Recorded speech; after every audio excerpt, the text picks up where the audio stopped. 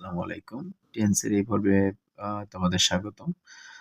আজকে গ্রামারের সবথেকে প্রাণ যাকে বলা হয় টেন্স। টেন্স ছাড়া আসলে বাক্য হয় না। একটি বাক্য লিখতে গেলে টেন্স আগে খেয়াল করতে হবে। কোনো একটি কাজ অর্থাৎ একটি বাক্যের প্রাণ হচ্ছে ভার্ব, আর এই ভার্ব ঠিক করার জন্য যত গঠন সেটি হচ্ছে টেন্স। টেন্স হচ্ছে কোনো একটি ক্রিয়া কখন ঘটছে সেই সময়টি। সেই সময়টি এখন এই সময়টি কখন? বর্তমান, অতীত নাকি ভবিষ্যৎ? এটির উপর নির্ভর করে টেন্সকে ৩ টি ভাগে ভাগ করা হয়েছে: বর্তমানকাল, অতীতকাল এবং ভবিষ্যৎকাল। তো আজকে আমরা বর্তমানকালটি দেখব। তো বর্তমানকালের আবার ৪ টি করে ভাগ আছে। তো আমরা প্রত্যেকটি ৩ টি করে শিখলে ইনশাআল্লাহ হয়ে যাবে। যারা ইংরেজিতে কথা বলতে চায় বা যারা একটি বাক্য শুদ্ধ করে লিখতে চায় তাদের জন্য এই টেন্সটি খুবই উপকারী হবে।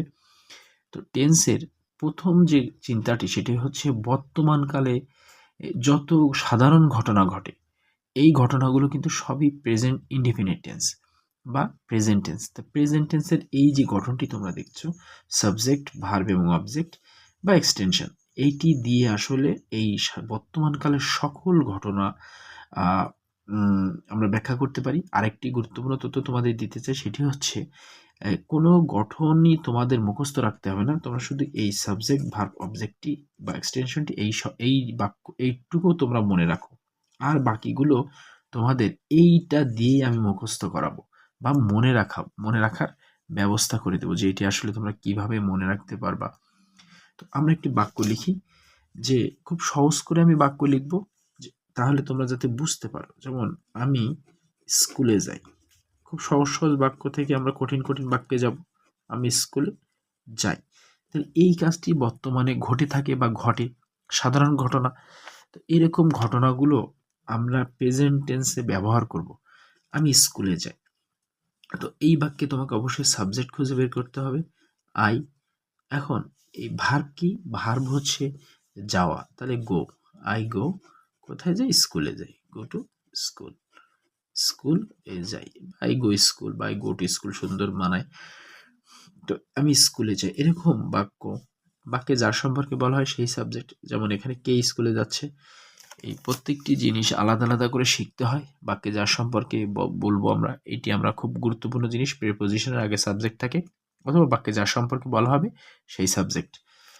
এমন আরো কয়েকটি বাক্য লিখি, যেমন সে বাজারে যায়, তাহলে কি বলবো? সে বাজারে যায়। এখন এখানে হি আসছে, তো আমরা গো, এই যে গো টু মার্কেট। এখন একটুখানি প্রশ্ন হবে যে সে বাজারে যায়, এটা হচ্ছে থার্ড পারসন সিঙ্গুলার নাম্বার, এই জন্য এখানে এস বা ইয়ে যোগ করতে হবে। তাহলে কি হবে? হি গোস টু মার্কেট। এরকম থার্ড পারসন সিঙ্গুলার নাম্বার কাকে বলে? আমি এবং তুমি ছাড়া বাকি সবই থার্ড পারসন, অর্থাৎ আমি এবং তুমি ছাড়া বাইরের যত মানুষ আছে বা যত কিছুই আছে সবকিছুই থার্ড পারসন। এইভাবে আসলে প্রত্যেকটি বাক্য হবে। এটির উপর ভিত্তি করে বর্তমানে এরকম ঘটনা ঘটে, এরকম 4 ধরনের ঘটনা আছে, সেটির উপর নির্ভর করে টেন্সকে 4টি ভাগে ভাগ করা হয়েছে। তাহলে প্রেজেন্ট টেন্স হচ্ছে কয় প্রকার? প্রেজেন্ট ইনডিফিনাইট টেন্স, আরেকটি হচ্ছে প্রেজেন্ট কন্টিনিউয়াস টেন্স, আরেকটি হচ্ছে প্রেজেন্ট পারফেক্ট টেন্স, আর একটি হচ্ছে প্রেজেন্ট পারফেক্ট কন্টিনিউয়াস টেন্স। তো এই যে 4টি এখানে তোমরা দেখছো, এই 4টির প্রত্যেকটি গঠনই আলাদা। কেন আলাদা? কি জন্য আলাদা? কেন অন্য একটি গঠন আমরা ব্যবহার করব? এই প্রত্যেকটি আমি তোমাদের আলাদা আলাদাভাবে দেখাবো। প্রেজেন্ট ইনডিফিনিট টেন্সটি হচ্ছে এইটা, অর্থাৎ যত সাধারণ যে বাক্য আছে আমরা যেটি শিখছি, এইটি হচ্ছে প্রেজেন্ট ইনডিফিনিট টেন্সের গঠন, সাবজেক্ট, ভার্ব এবং অবজেক্ট। এইটা চেনার উপায় আছে। বাংলা ক্রিয়াপদের শেষে অ, রস্বই, এ, ইয়া, ও, এই 5টি জিনিস থাকলে আমরা বলতে পারি সেটি হচ্ছে এই প্রেজেন্ট ইনডিফিনিট টেন্স। তো এই যে এই বাক্যে আমি স্কুলে যাই, এখানে ক্রিয়া হচ্ছে কি? যাওয়া, এই যে রস্বই আছে এইটি। আবার সে বাজারে যায়, এই যে ইয়, এই যে অন্তস্থ ইয়, এই যে এখানে আছে। তারপরে তিনি, বা আমরা বলি সে ফুটবল খেলে, সে ফুটবল খেলে। তাহলে এই যে খেলে, এ, এই যে এ এখানে আছে, এই যে এ, ফুটবল, ফুটবল খেলে, এই যে এ। তো এইভাবে আসলে এই যে বাক্যটি আছে এই ধরনের যে সাবজেক্ট ভার্ব অবজেক্ট যোগে এরকম আলাদা আলাদা করে বাক্য লিখে আমাদের কি করতে হবে, প্র্যাকটিস করতে হবে। আমরা এগুলো তো খুব সহজ বাক্য গেল। আমরা সাধারণ কি ধরনের বাক্য লিখি, যে এমন একটি বাক্য লিখি, মানুষ ভুল করে, মানুষ ভুল করে। এই যে প্রথমে আমাকে সাবজেক্ট দিতে হবে, কে এই বাক্যে কার সম্পর্কে বলা হচ্ছে, মানুষ। তাহলে ম্যান, এখন এই বাক্যে হচ্ছে এই ভার্বটা দেখতে হবে, ভুল করা, ভুল করা, ভুল হচ্ছে মিস্টেক, ভুল হচ্ছে মিস্টেক, আর মেক মিস্টেক হচ্ছে ভুল করা।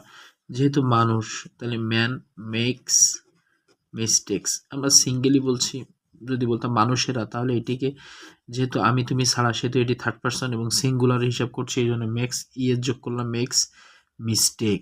এই যে একটু ভিন্ন ধরনের। এরকম করে আমরা আরো দু একটি বাক্য দেখতে পারি। ডায়াবেটিস একটি কমন রোগ, ডায়াবেটিস একটি কমন রোগ। আমার মাথায় এখন যেরকম বাক্য ঘুরছে আমি সেই রকম বাক্যই বলছি। তাহলে এই বাক্যে যার সম্পর্কে বলা হচ্ছে, তাহলে ডায়াবেটিস, ডায়াবেটিস, তাহলে এই বাক্যে একটি কমন রোগ, একটি কমন রোগ, এটি নাউন, এটি কমন সাধারণ, এটি একটি আর্টিকেল। তাহলে এই বাক্যে কিন্তু আমি ভার্ব খুঁজে পাচ্ছি না। এই ধরনের বাক্যে যখন ভার্ব খুঁজে পাবো না, তখন আমাকে কি করতে হবে, এই এম ইজ আর থেকে একটি নিতে হবে, কারণ এরা হচ্ছে প্রেজেন্টের অক্সিলারি ভার্ব। তাহলে পাস্টের অক্সিলারি কারা, অজ, ওয়্যার, এগুলো আমরা পাস্ট টেন্সের সময় শিখব। তো এম ইজ আর, তাহলে ডায়াবেটিস, তাহলে ডায়াবেটিসের সাথে আমার ইজ যাচ্ছে, diabetes is a common disease, disease মানে হচ্ছে রোগ, ডিজিজ রোগ। এরকম করে হাজারো বাক্য লেখা যায়, বলা যায়। তো এইভাবেই কিন্তু ছোট ছোট বাক্য লিখে তোমাকে প্র্যাকটিস করতে হবে। তাহলে আমরা বলতে পারি traffic jam is a common affair, traffic jam একটি সাধারণ ঘটনা, বা গ্লোবাল ওয়ার্মিং ইজ বার্নিং করছেন আলোচ্য বিষয়। হ্যাঁ, গ্লোবাল বৈশ্বিক উষ্ণায়ন, এরকম উষ্ণায়ন, সরি, এরকম অনেক ঘটনা নিয়ে বাক্য বলা যায়। তো এই বাক্যগুলো চেষ্টা করবেন যাতে করে একটু প্র্যাকটিস করা যায়, তাহলে স্পিকিংয়ে অনেক কাজে দেবে। একই সাথে একটি বাক্য কিভাবে লিখতে হয় সেটিও হয়ে যাবে। তো আমাদের টেন্স পর্বগুলোর শেষে অনেকগুলো এক্সাম্পল থাকবে, মানে একটু আকারে থাকবে, যে কিভাবে আসলে বাক্যগুলো আমরা গঠন করলাম, তার একটা পরীক্ষামূলক কিছু ভিডিও থাকবে। সেগুলো দেখলেও আপনি আপনার প্রস্তুতিকে ঝালিয়ে নিতে পারবেন। ধন্যবাদ।